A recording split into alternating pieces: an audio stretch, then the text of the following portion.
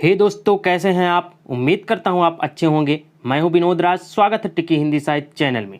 दोस्तों, आज हम कक्षा 12 की जो एनसीईआरटी भूगोल है भाग 1 के पाठ 6 द्वितीय क्रियाएं को हम पढ़ने वाले हैं। हम कक्षा 5 तक पाठ 5 तक पढ़ चुके हैं, जिसकी वीडियो यदि आप ना देखे हों तो आप मेरे चैनल के प्लेलिस्ट में जाकर के वहाँ देख सकते हैं। उससे पहले यदि आप मेरे चैनल को सब्सक्राइब न किए हो तो सब्सक्राइब कर दें, बेल आइकन प्रेस कर दें, जिससे आपको आने वाली वीडियो की नोटिफिकेशन मिलती रहे। वीडियो को लाइक करिए, कमेंट्स करिए, वीडियो को अपने दोस्तों तक शेयर करिए। तो दोस्तों, आज हम पढ़ेंगे कक्षा 12 की भूगोल एनसीईआरटी पाठ 6 द्वितीय क्रियाएं। तो चलिए देखते हैं। द्वितीय क्रियाओं के अंतर्गत, जैसे कि हम प्रीवियस वीडियो में पढ़ चुके हैं कि द्वितीय क्रियाओं के अंतर्गत क्या क्या रखा गया है, तो द्वितीय क्रियाओं के अंतर्गत मुख्यतः उद्योग को रखा गया है। ठीक है ना। हम उद्योग को के आधार को कैसे वर्गीकरण कर सकते हैं, तो आकार के आधार पर और उत्पादन के आधार पर और कच्चे माल के आधार पर, ठीक है ना, और स्वामित्व के आधार पर हम उद्योग का वर्गीकरण कर सकते हैं।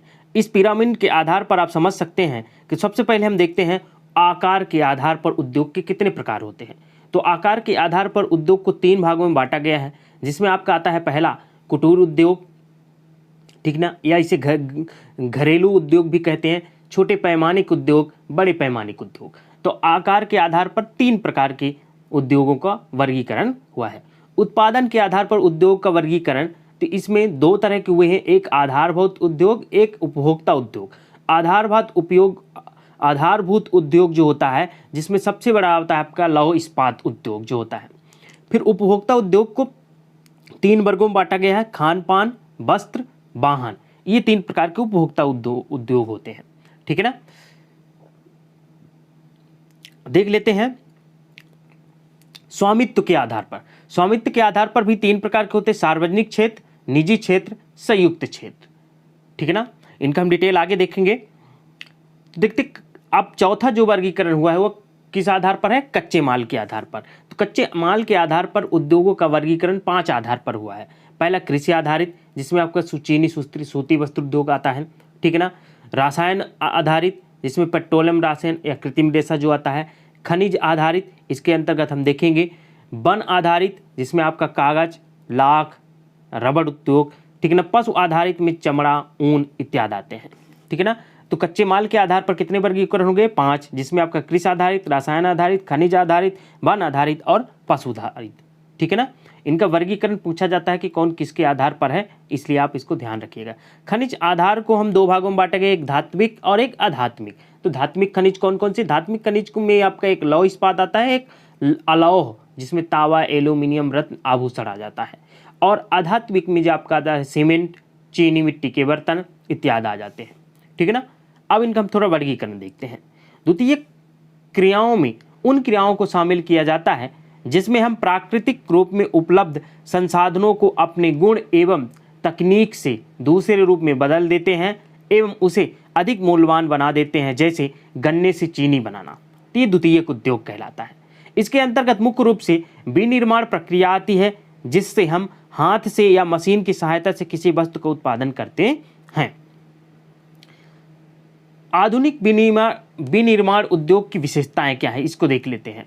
तो इसकी विशेषताएं निम्न है। पहला है कारीगर का विशिष्ट कौशल से युक्त होना।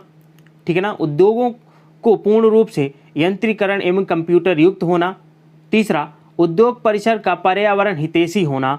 चौथा, एक संगठनात्मक ढांचा होना। तो ये इनकी मुख्य विशेषताएं हैं।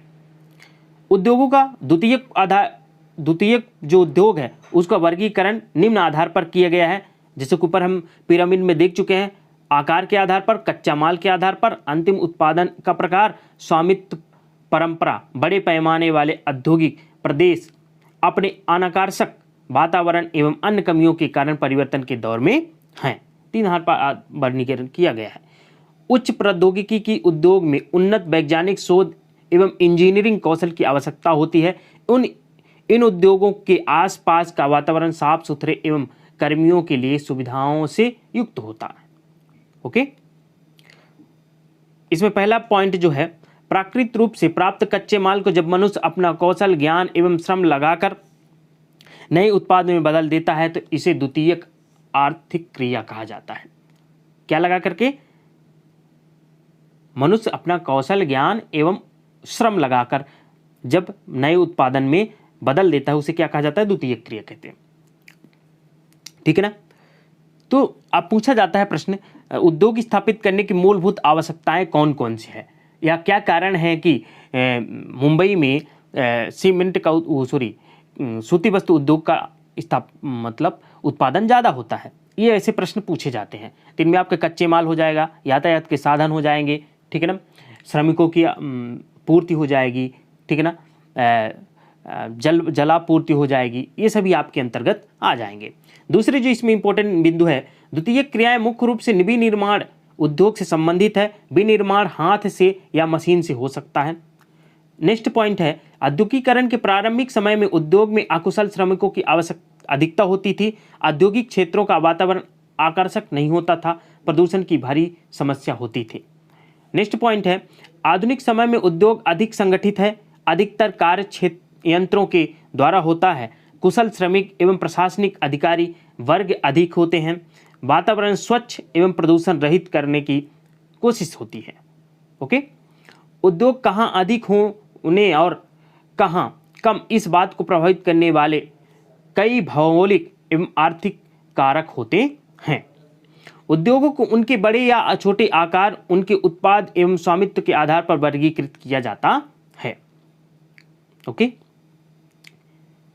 सातवां जो बिंदु है, उच्च प्रौद्योगिकी उद्योग आधुनिकतम निर्माण क्रिया है जिसमें काफी मात्रा में विशिष्ट रूप से प्रशिक्षित कर्मचारी होते हैं और रोबोट्स एवं कंप्यूटर की सहायता से कार्य किए जाते हैं। आठवां, ऐसे उद्योगों के संकेंद्रण स्थल को प्रौद्योगिकी ध्रुव कहा जाता है, जैसे अमेरिका में सिएटल, भारत में बेंगलुरु। ये क्या है आपका? प्रौद्योगिकी ध्रुव कहा जाता है इन सबको, ठीक है ना। नेक्स्ट पॉइंट है, श्रमिकों का वह वर्ग जो निर्माण कार्यों में लगे विशिष्ट कौशल प्राप्त होते हैं उन्हें नीला कॉलर कहते हैं, श्रमिक कहते हैं। वह श्रमिक जो निर्माण कार्यों में लगे विशिष्ट कौशल प्राप्त होते हैं, मतलब जिनमें कौशल हो, ज़्यादा से ज़्यादा कौशल हो और किसी निर्माण कार्यों में लगे हों, उन्हें क्या कहा जाएगा? नीला कॉलर श्रमिक कहा जाता है, ठीक है ना। नेक्स्ट पॉइंट है, सिलिकॉन घाटी संयुक्त राज्य अमेरिका में एक प्रौद्योगिकी नगर है जो फ्रेडरिक टर्मन के कार्यों का प्रतिफल है, जहां औद्योगिकी युक्त पार्क का विकास हुआ है। तो औद्योगिक युक्त पार्क का विकास कहाँ हुआ है? सिलिकॉन वैली में। ओके, परस्पर निर्भर हुआ सहयोग किस पर निर्धारित होता है? पोषित किए जाने वाले मानवीय मूल, वैज्ञानिक दृष्टिकोण, क्षमता व कौशल का विकास, आत्मनिर्भरता, परस्पर निर्भरता व सहयोग, इन पर पोषित किए जाने वाले मूल हैं जागरूकता, विश्व शांति व सौहार्द और मानव कल्याण। तो ये रहें, ठीक है ना। अब देख लेते हैं, जैसे देखिए कुटीर उद्योग। कुटीर उद्योग वह उद्योग होता है जो मुख्य रूप से घरेलू कार्य होते हैं, जो गांवों में किए जाते हैं। छोटे पैमाने पर उद्योग जो उसे थोड़ा ऊपर, यानी कि जैसे हम कच्चे माल का गांव से उत्पादन करके उसका नया रूप कर देना, ठीक है ना। बड़े पैमाने के उद्योग में आपके बहुत सारे आ जाएंगे, फैक्ट्रियाँ वगैरह इसी के अंतर्गत आ जाती हैं। उत्पादन के आधार पर दो प्रकार के होते हैं, एक लौ आधारित उद्योग और उपभोक्ता उद्योग। तो आधारभूत उद्योग जो होता है लौ इस्पात पर होता है। आधारभूत मतलब ये कि जो खनिज पदार्थों पर पूरी तरह से डिपेंड हो, ठीक है ना। उपभोक्ता उद्योग वो होता है जिनका मनुष्यों के लिए उपभोग के लिए उत्पादन किया जाता हो, वो उपभोक्ता उद्योग के अंतर्गत आ जाएंगे। इसमें आपका खान पान भी आ जाएगा, वस्त्र भी आ जाएगा, वाहन भी आ जाएगा। स्वामित्व के आधार पर तीन प्रकार के होते हैं, सार्वजनिक क्षेत्र में, निजी क्षेत्र में या संयुक्त क्षेत्र में। सार्वजनिक क्षेत्र में सबसे पहले हम देखते हैं निजी क्षेत्र में। ऐसा जो जिस उद्योग का स्थापन एक निजी क्षेत्र में किया जाए वो क्या कहलाएगा? आपका निजी क्षेत्र वाला उद्योग कहलाएगा। सार्वजनिक मतलब वहाँ के स्थानीय लोगों पर जो सार्वजनिक होते हैं, जो कुछ संख्याओं में मिलकर काम करते हैं, उनको सार्वजनिक क्षेत्र। और संयुक्त क्षेत्र वह क्षेत्र होता है, वह उद्योग होता है जिसमें कई सारे व्यक्ति एक साथ मिलकर किसी उद्योग की स्थापना करें और उस उद्योग को अंतिम रूप दे, वो क्या कहलाता है? संयुक्त क्षेत्र वाला कहलाता है, ठीक है ना। अब कच्चे माल में कृषि आधारित, आपका जो कृषि पर आधारित उद्योग हो वो क्या कहलाएंगे? कृषि आधारित। रसायन आधारित यानी कि जिसमें जैविकी पर आधारित हो वो क्या कहलाएंगे? आपका रसायन आधारित। खनिज आधार, जो खनिजों पर आधारित हो, ठीक है ना, वो क्या कहलाएंगे? आपका खनिज आधारित उद्योग कहलाएंगे। वन आधारित, जो वन पर आधारित उद्योग हो जाएंगे, आपके कारखाने वगैरह इसी में आ जाएंगे, ठीक है ना, जैसे लकड़ी उत्पादन होना, लकड़ी से सरमाइका वगैरह बनाना, ये सब किस में आ जाएंगे? वन आधारित। पशु आधारित, पशुओं पर आधारित जो उद्योग होते हैं वो कौन से कहलाते हैं? पशुओं पर आधारित उद्योग कहलाते हैं। खनिज आधारित उद्योग दो प्रकार के होते हैं, एक धात्विक खनिज पर और एक अधात्विक खनिज पर।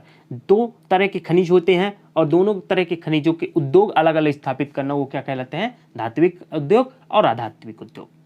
तो दोस्तों ये रहा पार्ट 6 द्वितीय क्रियाएं के अंतर्गत महत्वपूर्ण बिंदु।